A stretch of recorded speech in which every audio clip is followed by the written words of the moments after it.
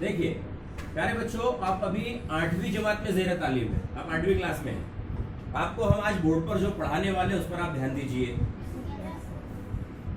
हम जो आपको पढ़ाने वाले हैं वो मामूली छोटे किस्म के जमा, मनफी, ज़रब, तकसीम वाले अलामत है, आदाद है, आमाल है।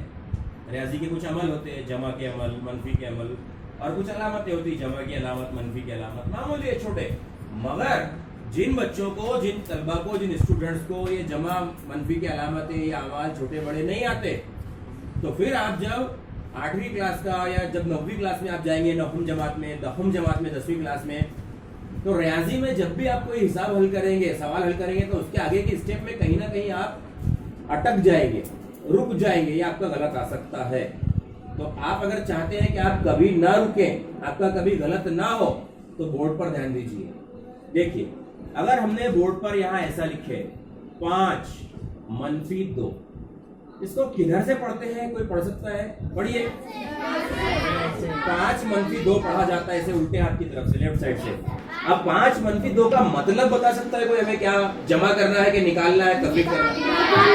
5 में से 2 गए तो 3 बचे, सही है। अगर हम इसे 2 मनफी 5 ऐसे लिखते हैं, हमने क्या कहा, रियाजी किस तरफ से पढ़ते हैं? पढ़िए, इसे क्या है ये?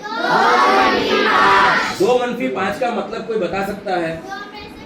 बहुत अच्छे बेटा, 2 में से 5 तफरीक करना है, निकालना है। 2 में से 5 गए तो जवाब बोलिए आप कितना? 0। एक का जवाब 0 आया, और 0 और 2 वो उन्होंने निकाल नहीं सकते।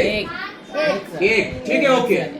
तमाम बच्चों का जवाब ऐसे आया, किसी का 0, किसी का 1, किसी ने कहा निकाल नहीं सकते, एक ने 7 भी कहा, एक ने 2 कहा। हम आपको बताते हैं, 5 में से 2 जाने पर जब 3 बचते हैं आप कर सकते हैं, लेकिन 2 में से 5 आपको तफरीक करना नहीं आता है। सुनिए, रियाजी की जबान में ये होता है। मान लीजिए मेरे पास 10 आम है और मेरे छोटे भाई को मैंने उसमें से 5 आम दे दिया, तो हमारे पास कितने आम बचे? अब उल्टा सवाल आपसे कर रहे हैं हम, सोचिए, ध्यान दीजिए।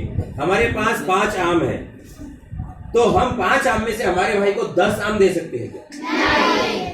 नहीं दे सकते। लेकिन यहाँ रियाजी में होता है, 5 बड़ा अदद है, 5 में से 2 छोटा अदद, तफरीक कर रहे हैं आप 3, लेकिन 2 में से 5 आप बोलते जाता नहीं 0। हम आपको बोलते हैं, जब 2 में से 5 तफरीक करने को आपको यहाँ कहा गया, तो आप क्या करेंगे? बड़े अदद में से छोटा अदद अपने दिल में, मन ही मन में, दिमाग में तफरीक कर लेंगे। बड़ा अदद 5 है, 5 में से 2 को तफरीक कर लीजिए, 3 लिख दीजिए। लेकिन जिस तरह हमारी नाक सामने की तरफ होती है, कभी किसी इंसान की नाक देखे पीछे की तरफ? नहीं सर, नहीं सर। तो जैसे हमारी नाक सामने होती है, तो इस तरह आदात की अलामतें इस तरह सामने होती है। तो ये जो अलामत है, ये कौन से अदद की अलामत है बताइए? शाबाश, 5 की। और 2 के सामने अलामत कोई नहीं है, मतलब वहां जमा की अलामत है। याद रखिए, जिसका कोई नहीं उसका खुदा है यारो, है ना? खुदा है ना सबको। तो ऐसे अगर यहाँ कोई अलामत नहीं है तो भी है, हमेशा जमा की रहेगी, याद रखिए। तो बताइए, बड़ा अदद कौन था? 5। उसके सामने कौन सी अलामत है? तो यहाँ पर बड़े अदद की अलामत लगा दीजिए। तो आपको आज एक नई चीज सीखने को मिली। आप 7वीं क्लास, पहली, दूसरी, तीसरी, चौथी, 5वीं पढ़कर आ गए, 7वीं ना आपके असातिज़ा ने शायद आपको पढ़ाए, ना आपने कभी पढ़े कि ऐसे आदाद होते, मनफी मुस्बत के।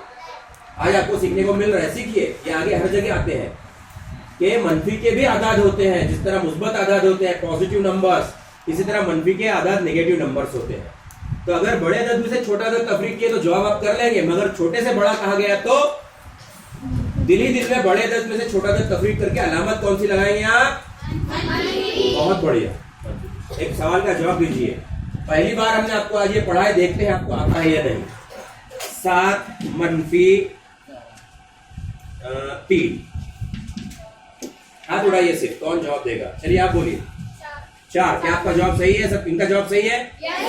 ओके। लेकिन अगर हम इसे ऐसे लिख देते हैं 3 मनफी 7, कौन बताएगा इसका जवाब?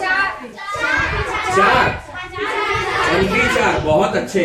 कुछ देर पहले आप कह रहे थे कि जाता नहीं, और अब आप कह रहे हैं मनफी 4। इतनी जल्दी सीख गए आप। एक और चीज हम आपको बताते हैं, डाल से डस्टर यहाँ पर है, दीजिए।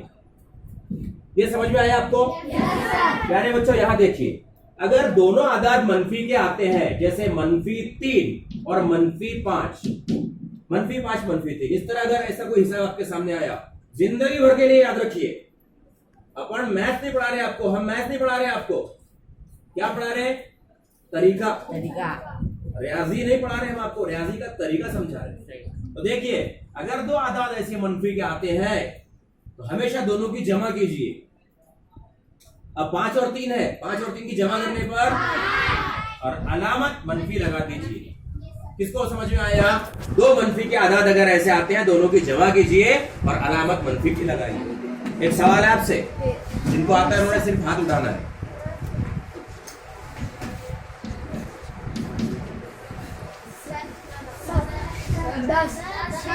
No sir, only raise your hand. अरे अकल के दुश्मनों, हमने कहा कि नो सर आवाज मत कीजिए, सिर्फ हाथ उठाइए। हाथ भी आधा उठाइए, बच्चे सिर्फ इतना हाथ उठाएंगे। चलिए फैजान, आप बोलिए कैसे सीख गए बच्चे ने कि जब भी दो मनफी के आए दोनों की जमा करना है, मनफी की अलामत लगा देना है। ये दूसरा तरीका सीखे आपने, एक और तरीका सिखा रहे हम आपको। देखिए, एक हिसाब को हम कितने तरीकों से करते हैं, देखिए यहाँ पर 8 मनफी 6, 6 मनफी 8, मनफी 6 जमा 8। हम बड़ा बड़ा इसलिए लिख रहे हैं कि ताकि लास्ट के बेंच पर बैठे हुए बच्चों को भी ये दिखाई दे। अब मनफी 8 जमा 6, एक हिसाब को कितने तरीकों से लिखे। सही जवाब अगर आपने दे दिए दिमाग का इस्तेमाल करते हुए तो आप जीत गए। 8 मनफी 6 क्या जवाब हो सकता है? 8 में से 6 गए 14 बचते हैं। वाह बेटे, बहुत अच्छा, नमाज कर दी बेटा, नमाज कर। 2 कुछ बच्चों ने कहा 14 बचते हैं, ऐसे बच्चे मौज कर देते। सही दिमाग बंद है आपका, दिमाग को इस्तेमाल कीजिए। पंखे का बटन बंद है और पंखे को हिला रहे, शुरू नहीं हो रहा है बोलकर ऑयल डाल रहे उसमें, पंखे का बटन ही शुरू नहीं किए। अहमदों की जन्नत है पूरी। यहाँ 6 में से 8 गए, मत बोलिए, सिर्फ हाथ उठाइए। हाँ बेटा, आप